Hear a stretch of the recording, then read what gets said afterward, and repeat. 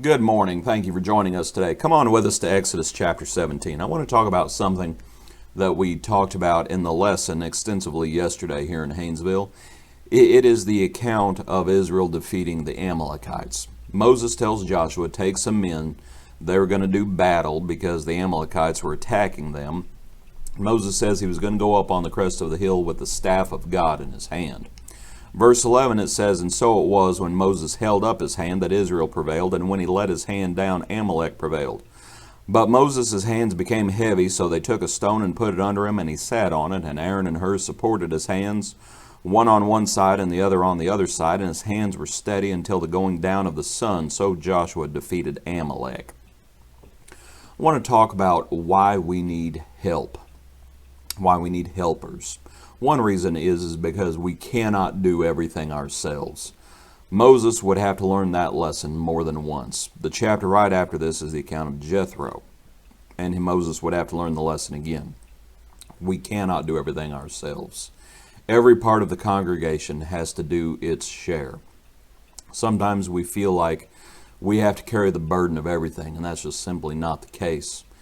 Not only is it not, it simply cannot happen. We need one another, because what happens is we grow weary, and that's our second point. Even the Lord sat down on Jacob's well. We grow weary. We know what Galatians says, do not grow weary in well-doing. But there's nothing wrong with admitting that yes, we do grow weary. We know what Hebrews says. Hebrews chapter 12 says that we need to strengthen the hands that hang down and the feeble knees. There's nothing wrong with admitting that, yes, from time to time we need help. We do grow weary. The third thing, though, the reason that we need helpers is because it helps us to recognize that the battle is not going to be won by our might. The chapter right before this in Exodus, it's the account of the manna from heaven. The account right before this is the water from the rock. They were not going to be fed by their own might. Their thirst was not going to be quenched by their own might, and this battle was not going to be won by their own might.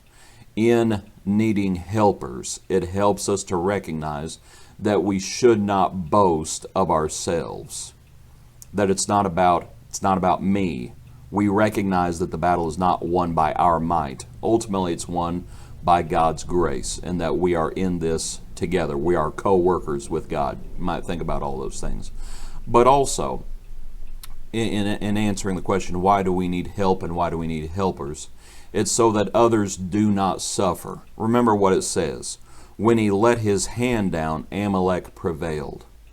This is why we need to learn to work together with each other, with the Lord.